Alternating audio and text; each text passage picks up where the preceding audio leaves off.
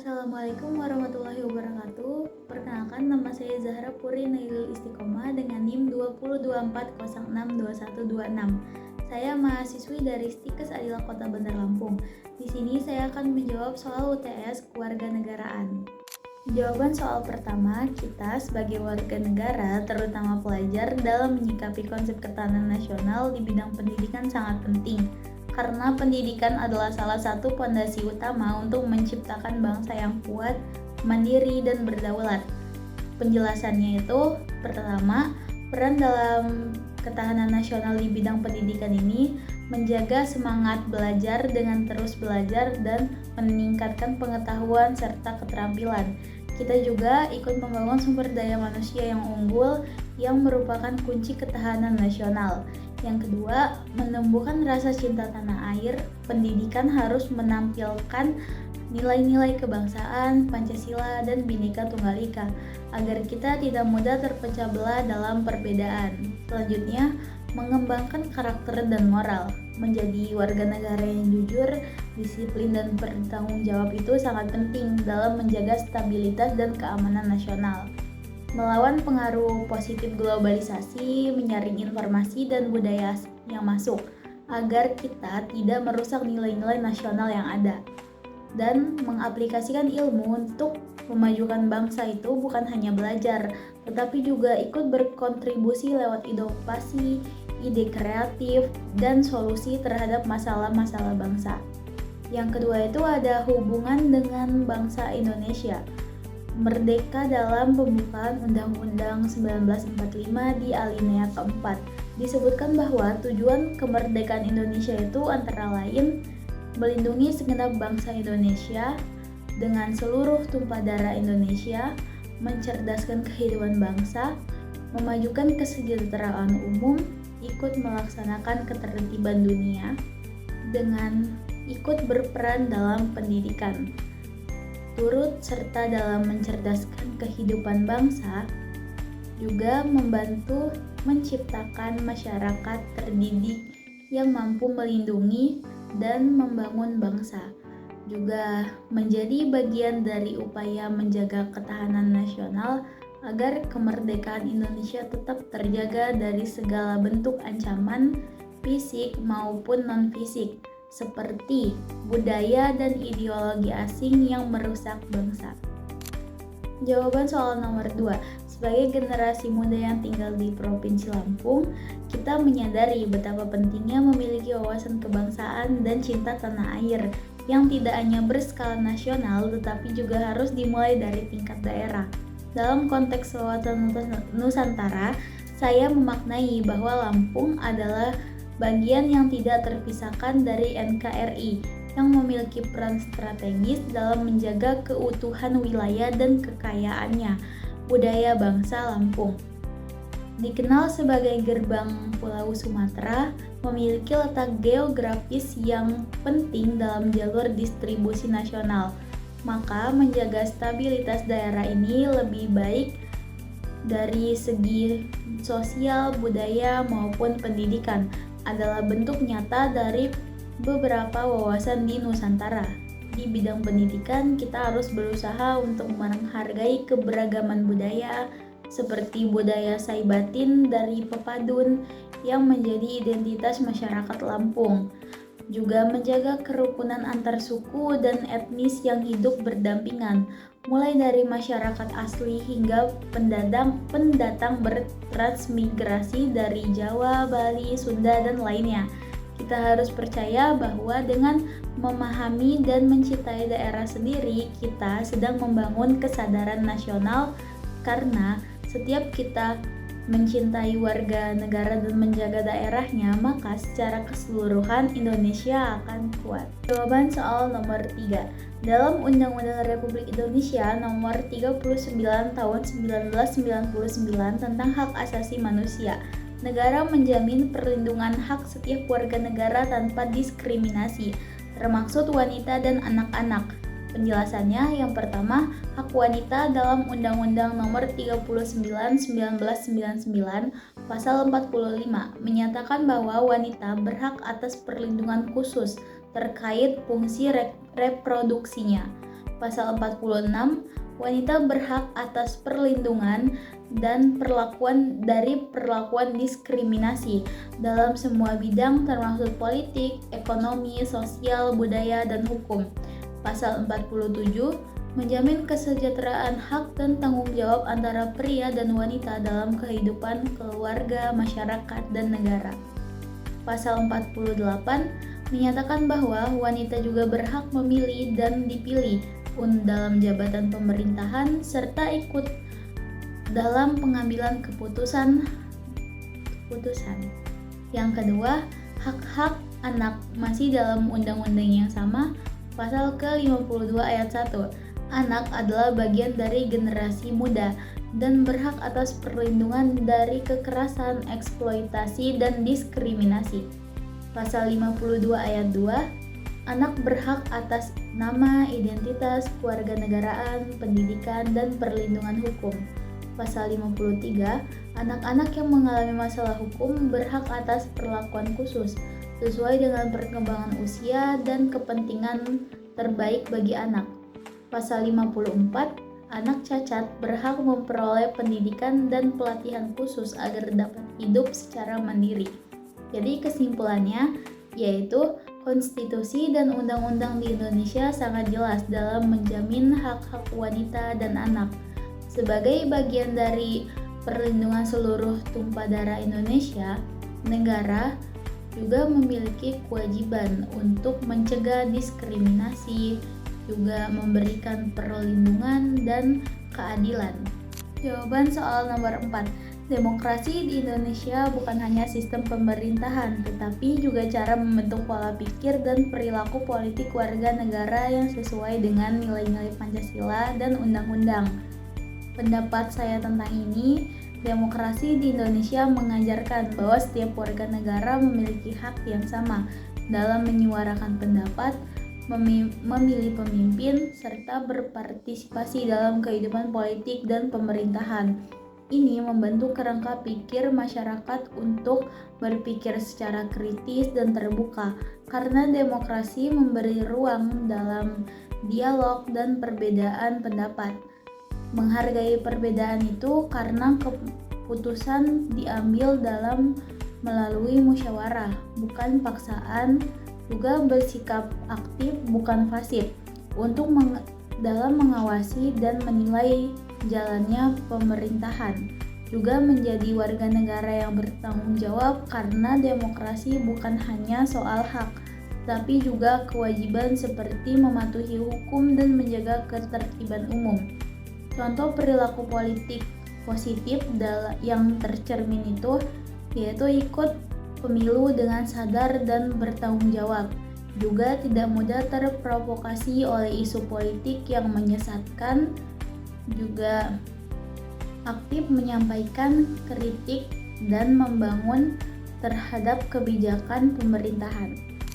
Jawaban soal nomor 5. Dalam UUD 1945, hak dan kewajiban warga negara diatur dengan jelas sebagai bagian dari upaya membangun negara yang adil dan sejahtera. Berikut penjelasannya. Yang pertama, hak warga negara pasal 27 dalam 3-34 Undang-Undang 1945. Pasal 27 ayat 1, hak atas keamanan kedudukan di depan hukum dan pemerintahan. Pasal 27 ayat 2, hak atas pekerjaan dan penghidupan yang layak. Pasal 28A sampai 28C, hak atas hidup, kemerdekaan, rasa aman, kebebasan berpendapat, beragama, berpendidikan, informasi, dan perlindungan hukum. Pasal 29, hak untuk memeluk agama dan beribadah sesuai agama dan kepercayaannya. Pasal 31, hak untuk mendapatkan pendidikan. Pasal 33, hak atas penguasaan sumber daya alam untuk kesejahteraan rakyat. Pasal 34, hak warga negara yang tidak mampu untuk mendapat perlindungan sosial dari negara.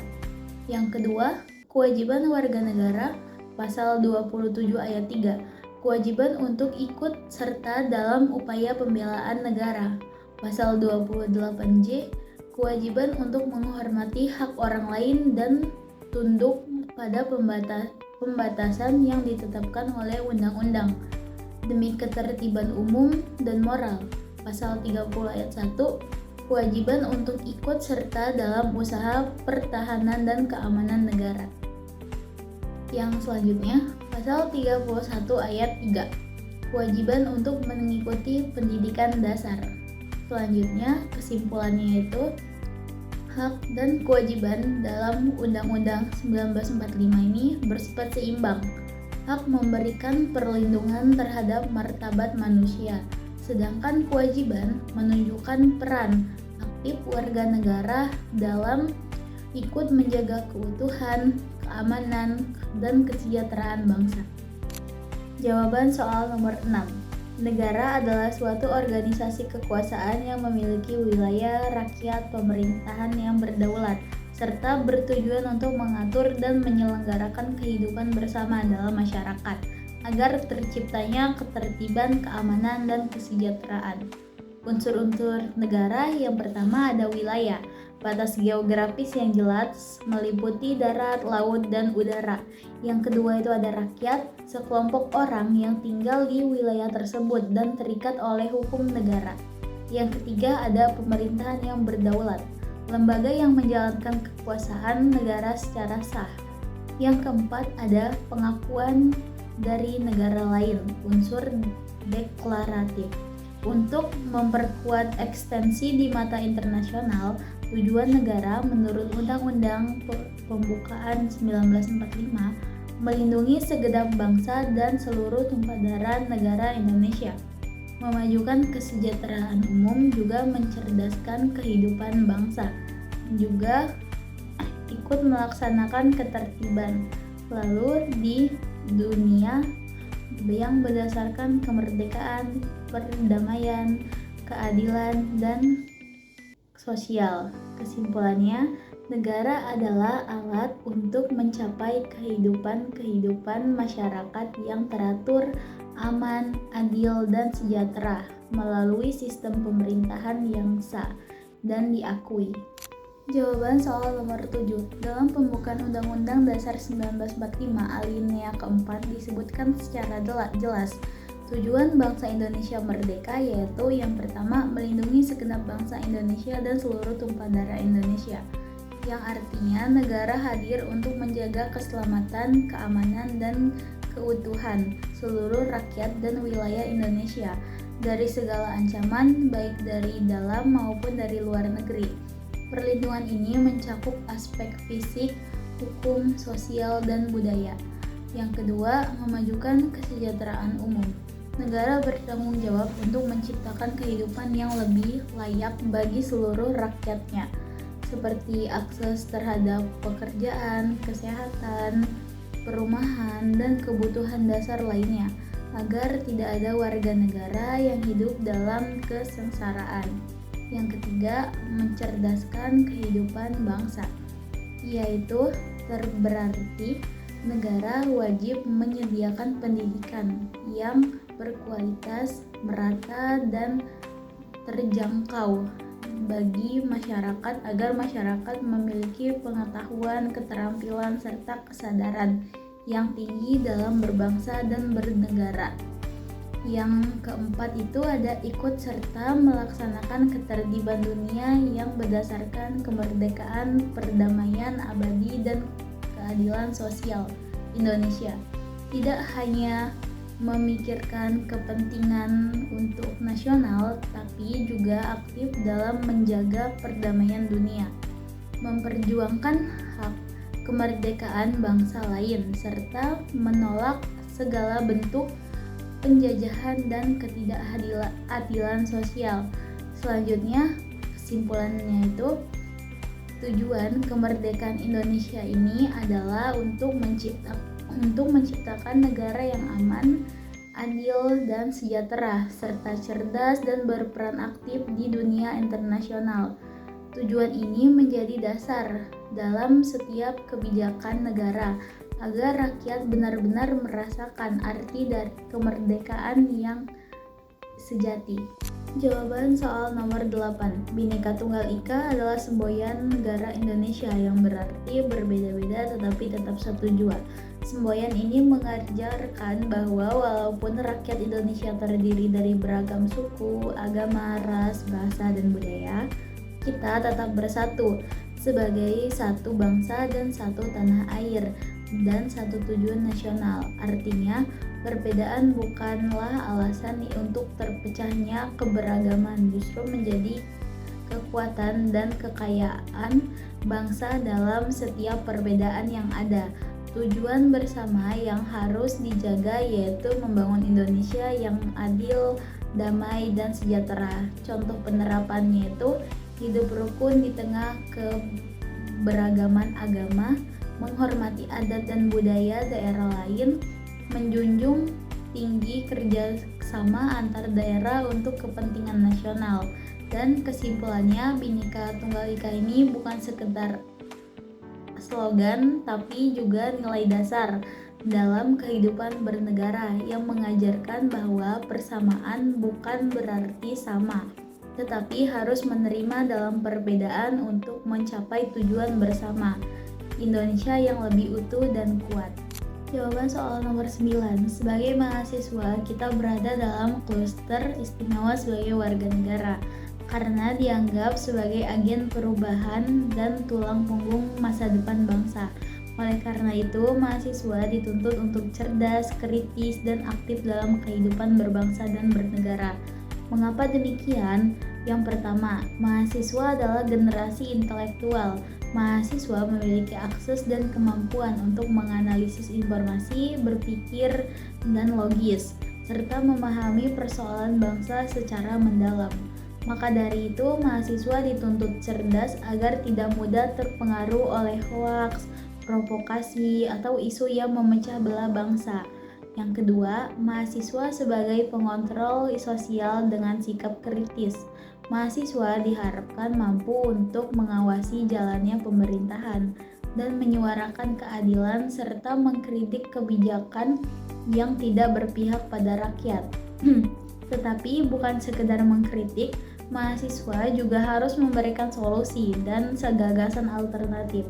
Yang ketiga, mahasiswa sebagai pelaku aktif demokrasi. Mahasiswa tidak boleh apabila mereka harus aktif dalam kegiatan sosial, politik, pendidikan, dan pembangunan, baik melalui organisasi, diskusi publik, maupun aksi nyata masyarakat.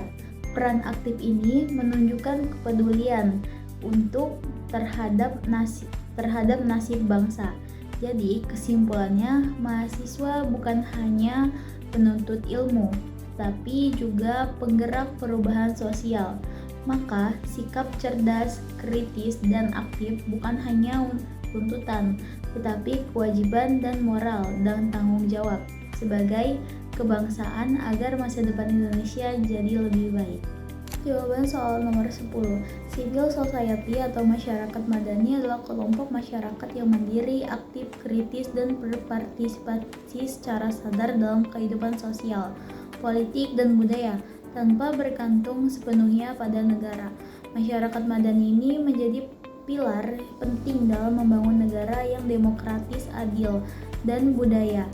Civil society terbentuk dari kumpulan individu dan organisasi seperti LSM, komunitas, media independen, organisasi keagamaan, mahasiswa, dan kelompok profesional yang menjaga nilai-nilai demokrasi dan kebangsaan, berpendapat aktif, mengawasi kebijakan pemerintah agar berpihak pada rakyat, mendorong budaya kritis, toleransi, dan bergotong royong, menjadi jembatan antara masyarakat dan negara, mengisi ruang-ruang yang tidak dijangkau pemerintah.